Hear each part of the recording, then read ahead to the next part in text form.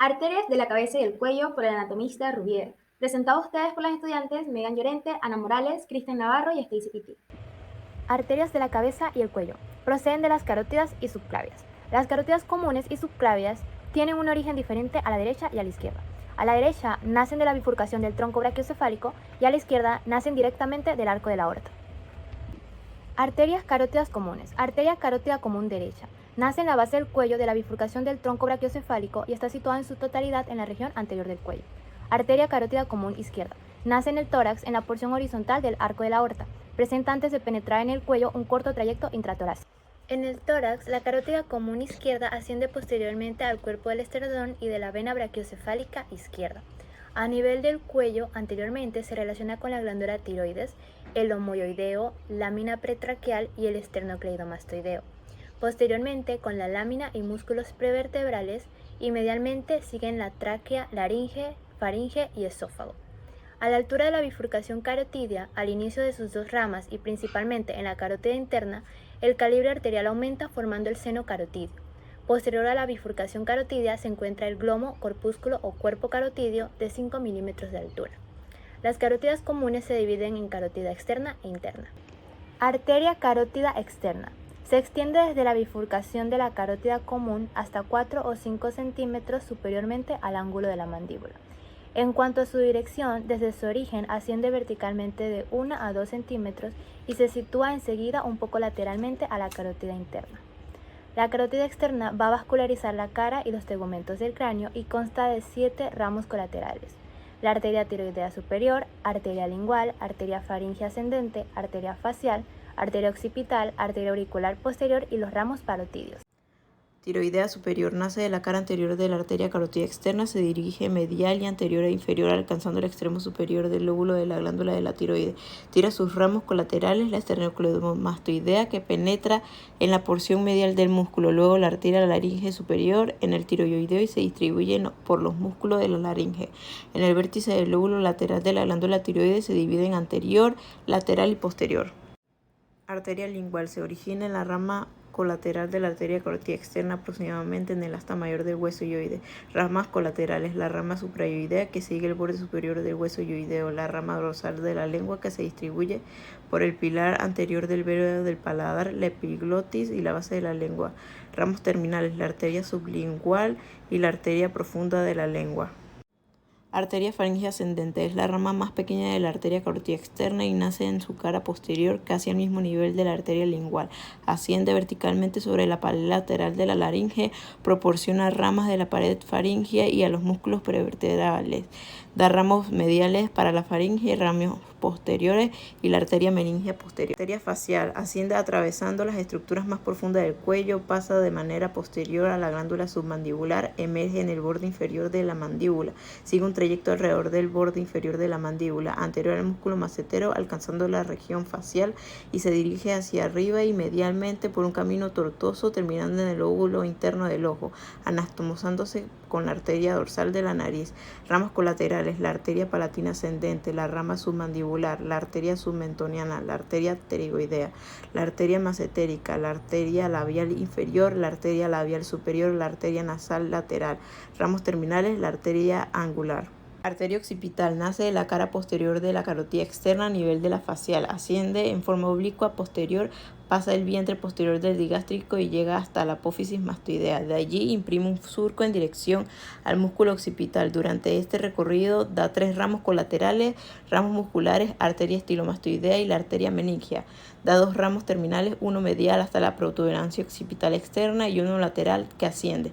Ambos están destinados al cuero cabelludo. Arteria auricular posterior, originada en la cara posterior de la carótida externa, superior a la arteria occipital, anterior al músculo estiloideo y vientre posterior del digástrico. Llega al borde anterior de la apófisis mastoidea, dividiéndose en ramos colaterales que dan lugar a ramas parotidios musculares y la arteria estilomastoidea, y los terminales destinados anterior al pabellón auricular y la posterior que se anastomosa en la arteria occipital y temporal. Ramos parotidios: nace a nivel variable, son generalmente 2 y se ramifica por la glándula parótida. Ramos terminales. Arteria temporal superficial es la rama de la bifurcación lateral y superficial de la arteria carótida externa. Tiene ramos colaterales la arteria transversal de la cara o facial transversal, la arteria cigomática orbitaria y la arteria temporal media. Tiene ramos terminales anterior o frontal, posterior o parietal. Arteria maxilar se dirige en sentido superior y anterior y penetra en la fosa infratemporal. Tiene ramos colaterales que son 4 grupos. Primer grupo, arteria timpánica anterior, arteria meningia media, ramos meningios accesorios. Segundo grupo, arteria alveolar inferior, arteria maceterina, arteria temporal profunda posterior, ramos pterygoideos. Tercer grupo, arteria bucal, arteria temporal profunda anterior, arteria alveolar superior posterior, arteria infraorbitaria. Cuarto grupo, arteria palatina descendente, arteria del conducto pterygoideo, arteria pterigopalatino, ramos terminales, arteria esfenopalatina. La arteria carótida interna se extiende desde la bifurcación de la carótida común hasta el cráneo, en donde termina al lado del nervio óptico. Está situada inicialmente en el cuello, donde enseguida atraviesa de superior a inferior el espacio laterofaríngeo y después el conducto carotídeo. Atraviesa el seno cavernoso y desemboca en la cavidad craneana. Desde su origen hasta la base del cráneo, la carótida interna es primero lateral y posterior a la carótida externa. En el cuello y el espacio laterofaríngeo tiene una estrecha relación con la vena yugular interna, el tronco simpático y 4 de los últimos pares craneales. En el conducto carotídeo está rodeado por un plexo venoso, un plexo simpático y casi siempre está en contacto con la pared ósea.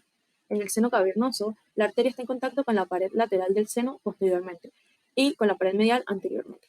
En esta parte, su trayecto está relacionado con los nervios motores del globo ocular y el oftálmico. Esta arteria está destinada al encéfalo y al contenido de la órbita, por lo que inferiormente al cráneo no da ninguna rama colateral. Del conducto carotídeo se origina una rama muy delgada, la arteria carótido-timpánica, que aborda la cavidad timpánica por el conducto carótido-timpánico. La arteria oftálmica nace de la carótida interna medialmente a la apófisis clinoides anteriores. Se dirige anteriormente, atraviesa el conducto óptico inferolateral al nervio óptico y penetra en la cavidad orbitaria. De la arteria oftálmica nacen 3 grupos de ramos colaterales, en el cual en el grupo 1 se encuentra la arteria central de la retina, que es muy delgada, y la arteria lacrimal. En el grupo 2 se encuentra la arteria supraorbitaria, las arterias ciliares posteriores cortas y las arterias ciliares posteriores largas. En el grupo 3 se encuentra la arteria etmoidal posterior, la arteria etmoidal anterior y la arteria supratronclear. Arteria subclavia. La arteria subclavia derecha nace del tronco branquioencefálico y la izquierda nace del arco de la aorta. Ambas se extienden hasta el borde inferior del músculo subclavio. La misma da 5 ramas colaterales que son la arteria vertebral, el tronco tirocervical, la arteria torácico-interna, el tronco costocervical y la arteria dorsal de la escápula. Con respecto a la arteria vertebral, esta emite varias ramas colaterales a medida que asciende por la columna cervical. Estas ramas se encuentran en la cavidad craneal y son la arteria espinal anterior, la arteria espinal posterior, la arteria cerebelosa inferior posterior y al final de su recorrido, ambas arterias vertebrales se anastomosan para formar la arteria basilar.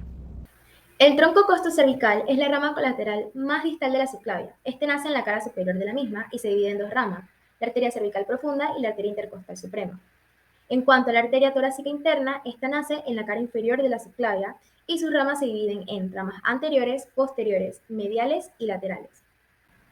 En el tronco tirocervical podemos encontrar 4 ramas terminales, que son la tiroidea inferior, encargada de irrigar la glándula tiroides, la cervical ascendente, que irriga músculos cervicales, la transversal del cuello, que irriga músculos posteriores del cuello, la supraescapular, que irriga músculos supra e infraespinosos, y por último tenemos la arteria dorsal de la escápula, que va a proveer la irrigación a los músculos que se insertan en ella.